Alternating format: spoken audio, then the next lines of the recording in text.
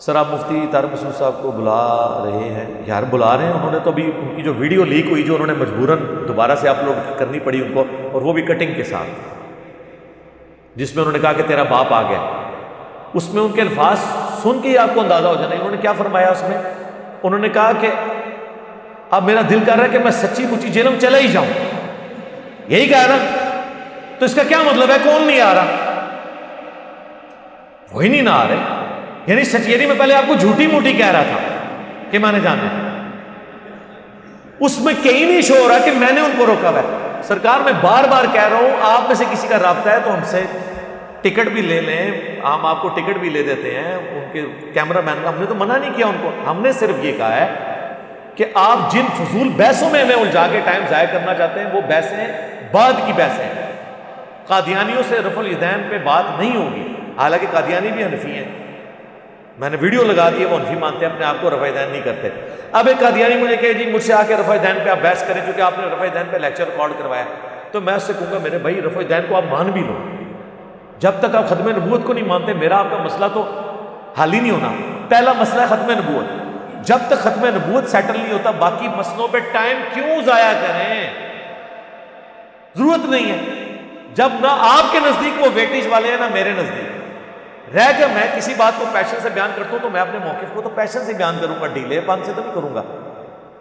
تو عقیدے کو پہلے سیٹل کریں،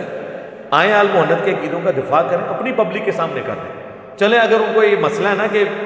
انہوں نے نہیں آنا تو ویڈیو بنا دیں، میں نے 3 عقیدے ہی دکھائے ہیں نا، ایک قسط شروع کر دیں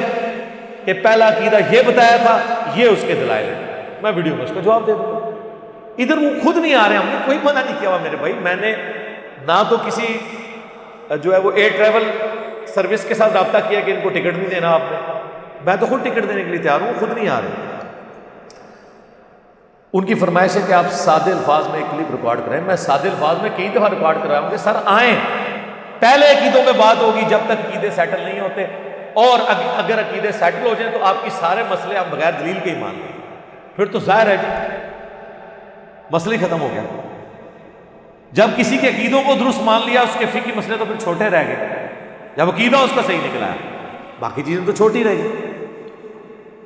اب اہل تشیع میرے پاس آئے اور مجھے کہیں گے آپ ماتم پہ ہم سے کریں، میں کوئی یار ماتم، میرا اختلاف نہیں ہے آپ کے ساتھ اتنے بڑے لیول کا، میرا آپ سے بڑے لیول کے اوپر جو اختلاف ہے عقیدہ امامت کے اوپر، کہ آپ رسول اللہ کی وفات کے بعد بھی کسی شخص کے بارے میں یہ کلیم کریں کہ اللہ اور بندے کا تعلق رہتا ہے، جس طرح صوفیاء کشف کے نام پہ مان رہے ہیں عقیدہ اور آپ امامت کے نام پہ مان رہے ہیں، تو سر یہ تو بہت بڑا مسئلہ ہے۔ جب تک یہ مسئلہ سیٹل نہیں ہوتا تو میں تو اس کو کفر اسلام کا مسئلہ سمجھ رہا ہوں نا اپنے لیے۔ رسول اللہ کے بعد کسی کے بارے میں یہ عقیدہ رکھنا کہ اس پہ اللہ کی وحی آتی ہے، حضرت عیسیٰ علیہ السلام کو چھوڑ کے، وہ تو ایک ایکسیپشن ہے، یا اس کو اللہ تعالیٰ ڈائریکٹلی گائیڈ کرتا ہے، تو یہ بہت بڑا عقیدہ ہے۔ جب تک میرا آپ کا یہ مسئلہ حل نہیں ہوتا میں آپ سے آگے کسی اور مسئلے پہ بات کر ہی نہیں سکتا، باقی مسئلے تو بعد میں بہت چھوٹے ہیں باقی۔ اسی طریقے سے بریلوی آتے ہیں تو ہم اس کے ساتھ بنیادی عقیدے کے اوپر بات کریں گے، چشتی رسول اللہ پہ، اشری تھانوی رسول اللہ پہ، جب تک یہ مسئلے نہیں حل ہوتے باقی خام خواہ بحثوں کو الجھانا، جی 1.5 گھنٹہ اس کو دے 1.5 گھنٹہ اس کو دیں، یہ بھی وہ کہہ رہے ہیں ویڈیو میں۔ سرکار 1.5 گھنٹہ کیسے برابر ہو گیا؟ اصول اصل ہے، اصول کو 1.5 گھنٹہ دیں گے تو دوسرے کو 1.5 منٹ بھی نہیں دیا جائے گا جب تک اصول طے نہ ہو، عقیدہ جب تک نہ حل ہو فائدہ نہیں ہے، صرف بحثوں کو الجھانے کے لیے، کیونکہ ان کو پتہ ہے، اور جیسے کافر کہتے تھے نا کہ نبی علیہ السلام وہ والے موڈ سے دکھائیں جو ہم ڈیمانڈ کر رہے ہیں، کیونکہ کافروں کو یہ پتہ چل گیا تھا کہ اللہ تعالیٰ نے وہ معجزے نہیں دکھانے، کیونکہ حضور کا معجزہ قرآن ہے، تو بار بار اس بات کو ریپیٹ کرتے تھے۔ ان کو بھی پتا ہے کہ میں نے ان موضوعات پہ بات کرنی ہی نہیں ہے، چونکہ وہ ٹائم کا ضیاع ہے اور میرا ٹائم اس سے زیادہ قیمتی ہے۔ آپ دیکھیں دنیا میں اللہ کے فضل سے اس سے بڑا کوئی مذہبی پلیٹ فارم ہے آپ کے علم میں؟ ہمارے اسٹوڈنٹس کے جو عام چینلز کی ویورشپ ہے نا وہ کسی بھی بڑے سے بڑے عالم کی ویورشپ سے زیادہ ہے، ٹھیک ہے؟ جن کے نام یہ حضرت اور فلاں کے ساتھ لے کے چلتے ہیں اور کہتے ہیں کہ ان کی تصویریں لگا کے مشہور ہو رہا ہے، تو ان کی اپنی ویڈیوز کی ذرا ویورشپ دکھا دینا کتنی ہے۔ حضرت تقی عثمانی صاحب، حضرت تقی عثمانی صاحب کی جو آپ نے ویڈیوز اپلوڈ کی ہیں نا آج تک، ان کی ویورشپ دکھا دیں کتنی ہے، اور جن کی اپنی ویورشپ جو ہے ہزاروں میں مشکل سے پہنچتی ہے، ان کی تصویر میں لگا کے میری ویڈیو لاکھوں میں جا رہی ہے تو ان کی وجہ سے جا رہی ہے،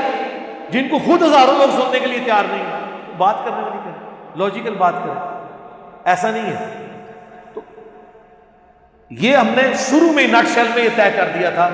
بار بار اسی کو اپلوڈ کیا کہ جب تک عقیدہ نہیں ہوگا اگلی باتیں نہیں ہو سکتی۔ قادیانیوں کے ساتھ ختم نبوت پہ بات ہوگی، رفع الیدین آمین بالجار پہ فضول ٹائم ضائع کرنا، میرا ٹائم فضول نہیں ہے۔ ہاں آپ کو ان مسئلوں پہ بحثیں کرنی دوسرے لوگوں کے ساتھ کریں، تو اس میں بتانے میں بہت سارے مسائل ہیں، بتائیں نا کون سے مسائل ہیں عقیدے کے، تو مڑ جڑ کے انہوں نے ایک نام لیا کہ حضرت معاویہ رضی اللہ تعالیٰ عنہ، یہ اصول کا مسئلہ ہے۔ حضرت معاویہ رضی اللہ تعالیٰ عنہ اصول کا مسئلہ اگر آپ کے نزدیک بنایا ہوا ہے آپ نے، تو آپ ایک فتویٰ لکھیں جو حضرت معاویہ رضی اللہ تعالیٰ عنہ کو نہیں مانتا وہ دائرہ اسلام سے خارج ہے، اور آمدہ سے جو کلمہ پڑھایا کریں گے نا اس کے ساتھ ان کو بھی منوایا کریں گے، ان کا نام لے کے کہ مسلمان وہ ہوتا ہے جو اللہ کو ایک مانے، نبی اسلام کو آخری نبی مانے، قرآن کو محفوظ کتاب مانے، اور ساتھ حضرت معاویہ کو بھی مانے۔ تو بتایا کریں آپ اسلام کے 73 کے آئین کو میں بھی شیخ کو داخل کروا دیں اس کو، اگر آپ نے یہ مانا تو میرا حضرت معاویہ کے بارے میں جو موقف وہ آپ کے سامنے ہے، وہ جو قرآن و سنت میں لکھا ہے میرا وہی موقف ہے۔ ہم انہیں صحابی مانتے ہیں، رضی اللہ تعالیٰ عنہ کہتے ہیں، اب اس سے زیادہ کیا کہیں؟ اگر آپ اب یہ چاہتے ہیں کہ ہم انہیں حضرت علی سے بڑھا کے پیش کریں تو سر یہ تو پاسبل نہیں، یہ ہو نہیں سکتا، یا حضرت علی کے مقابلے پہ انہیں ہم حق پہ ڈکلیئر کر دیں، یہ ہو نہیں سکتا، یہ تو نبی سے ٹکر لینی ہے۔ کیوں؟ صحیح بخاری 2812، عمار تجھے ایک باغی جماعت قتل کرے گی، تو اللہ اور جنت کی طرف انہیں بلائے گا، وہ جماعت جہنم کی طرف بلائے گا۔ تو اگر آپ کے نزدیک یہ عقیدے کا مسئلہ ہے اس لیول پہ تو ٹھیک ہے، آپ اس مسئلے کو اس میں ایڈ کر لیں، المحنت کے عقیدوں کے ساتھ یہ بھی ایڈ کر کے آ جائیں، ہاں آ جائیں۔ حضرت معاویہ رضی اللہ تعالیٰ کے حوالے سے تو آپ ہمارے اسٹوڈنٹ کے ساتھ نہیں بیٹھ سکتے، اس نے بخاری مسلم کی حدیثیں کھول لی اور کہا کہ مفتی صاحب یہ پڑھ کے ذرا اس کی شرح بیان کریں، تو وہ آپ کے لیے مشکل بن جائے گا۔ اگر آپ اسے عقیدے کا مسئلہ سمجھتے ہیں تو آ جائیں، اس کو عقیدے میں شامل کر لیں، یہ بھی ایک سوال ایڈ کر لیں۔ اگر آپ اس کو آسان سوال سمجھتے ہیں، یہ سوال آپ کی زندگی کا سب سے مشکل سوال ہوگا، کہ میں آپ کو بتا دوں، ہم نے صرف حدیثیں سامنے رکھنی ہے کہ بتائیں یہ حدیث کیا ہے، اور اس حدیث کی شرح حدیث سے کرنی ہے، بابوں سے نہیں، کتابوں سے۔ حدیثیں کھول کھول کے آپ کے سامنے رکھیں، آپ کو کیا پتا ہے کہ یہ کر سکتے ہیں؟ اگر ان کے سامنے صحیح مسلم کی میں 4776 کھول کے رکھ دوں کہ وہ عمر بن عاص، عبداللہ بن عمر بن عاص خانہ کعبے کے سائے میں بیٹھے ہوتے ہیں، اور ایک شخص آ کے کہتا ہے کہ جی آپ اطاعت امیر پہ حدیثیں سنا رہے ہیں، کیا رسول اللہ سے آپ نے خود یہ باتیں سنی تھی کہ اپنے حکمران کی اطاعت ہر حال میں کرنی ہے؟ انہوں نے کہا ہاں، میں نے حضور کو دیکھا، میرے دل نے آپ کی بات کو یاد رکھا، کانوں نے سنا۔ تو انہوں نے کہا آپ کا جو اس وقت چچا کا لڑکا ہے معاویہ ابن ابی سفیان، جو ہمارا حکمران بھی ہے، وہ تو ہمیں کہتا ہے کہ ہم لوگوں کو ناحق قتل کریں اور ان کا مال حرام طریقے سے لوٹیں، اور قرآن سورہ نساء نمبر 29 میں کہتا ہے کہ اپنوں کو قتل مت کرو، یعنی اپنوں کو ہی قتل کرنا ہے نا، ایک دوسرے کو قتل کرنا، اور ایک دوسرے کا مال ناحق طریقے سے ہڑپ مت کرو۔ ہم اللہ کی مانیں کہ معاویہ کی مانیں؟ تو اس کا جواب سیدھا ہونا چاہیے تھا، تو نے ایک صحابی پہ الزام لگا دیا، جھوٹے کذاب رافضی، ایران کے ایجنڈے پہ چلنے والے،